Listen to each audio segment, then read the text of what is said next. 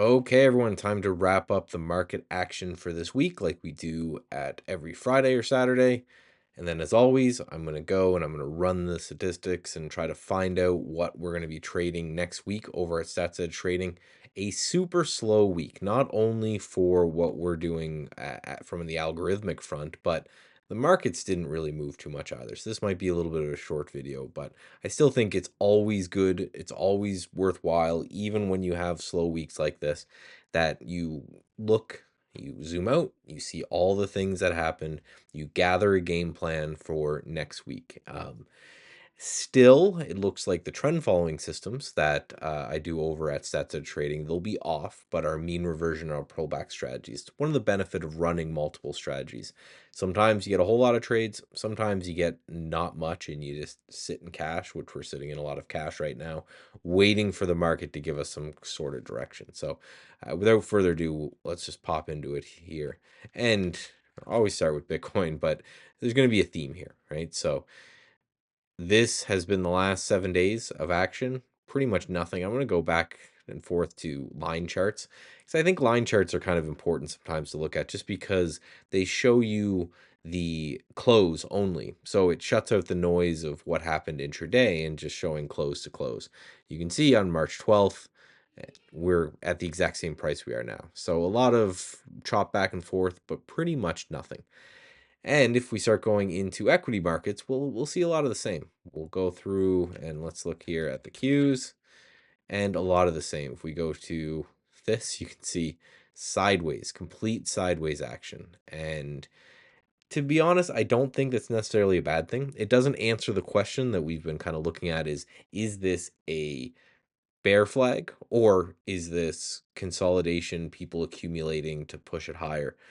It's good, at least if we zoom into what happened today anyway, that all across the markets with the Qs and the SPY and the IWM, pretty much anything, we had a bit of a sell off the open, maybe an hour of sideways consolidation, and then we rallied higher. I'm doing this with 1 hour left in the day. So assuming we don't completely fall apart here today, then it's good that we were able to get this buying that happened earlier in the day.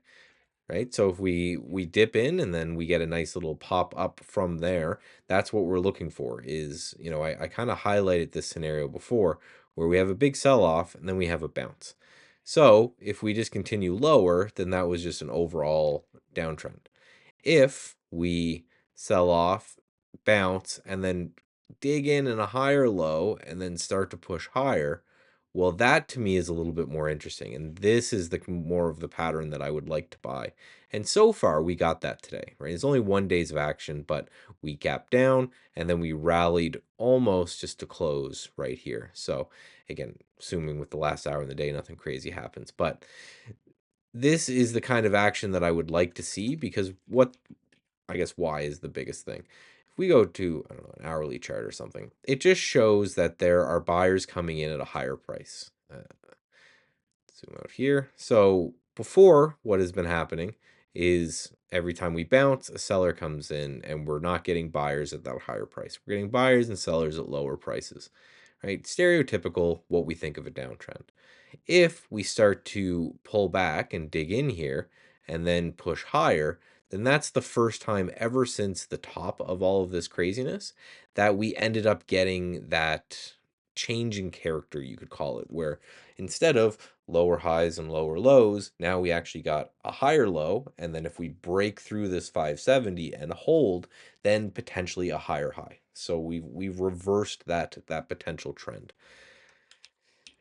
And the other thing I wanted to look at is a little bit of candlestick analysis, which I do think is kind of important to look at here, where if we zoom in, you can see now 1, 2, 3 candles in a row where we weren't able to close above, call it 279, 28 or 579, 580 on the S&P 500. So what I'm watching for now is that shows that some amount of sell programs were existing in that area. If we can get a raise and a close above that price, it could be indication that those sell programs are they're done, they're over with, right? They sold everything they wanted to sell or they shorted everything they wanted to short. And if we get above that price that just gives more evidence to the market that we could potentially push higher.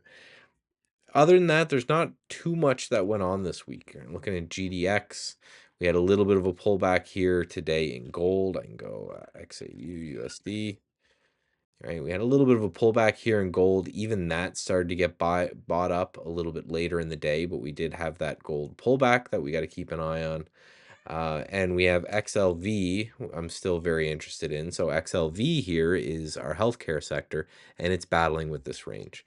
XLF, right, is financials. Those are doing well. So again, like I talked about kind of midweek with these different sectors, there's a lot of strength showing under the hood. But when it comes to the overall indices, we just need to see that this pullback that we're getting here doesn't go lower than this low. Right? I made a video recently too, just talking about how to make your trading simple. The way I'm looking at it, as long as we are above this low right here, I want to be looking at the algorithms over StatsEdgeTrading, and I want to be buying stocks. If that changes and this low gets broken, then we're back to cash and we're waiting for the next thing. And that's just what we've been doing, is focusing on these short-term strategies, knowing that maybe year 3 entirely of this year could be bear market, or not bear market, sideways market anyway. So if that's going to be the case, then we're just going to adapt, play shorter time frames, continue to try to make some sort of edge out of what's happening in the market while the market waits to pick a direction. And I really think what's happening is everyone's just waiting so much on news about tariffs and things like that. We got FOMC out of the way. A lot of big events occurred this week, so a lot of models will get updated on the weekend, just like I do over at StatsEdge, right? We update our models. All of that will happen as normal. And then when it comes to what we're doing from the short-term trading side of things, that will continue. But what I'm really looking for is, if we get this resolution higher, I think it'll be time to start leaning into the more of these trend following systems. Because if we're going to even be down 5% on the year, we're down 10% now. So even if we have a negative 5% year, that means a little bit of up action from here. So if we can find the right trend following names, that's what we'll be doing. So again, just adapting to the market environment. We went from an incredibly crazy market to an incredibly slow market. So we're just bobbing and weaving as it happens. Who knows what will happen this weekend or what tweets will come out to change this up again. But until then, we're kind of in a holding pattern, waiting for the market to catch up. So if you're interested in trading with Edge and you want to make sure you have some statistics behind your trading and you're not just randomly looking at technical patterns and trying to make trades off of that, come on over to StatsEdgeTrading.com, see what we have to offer there. And until I talk to you guys next week, get away from the screens.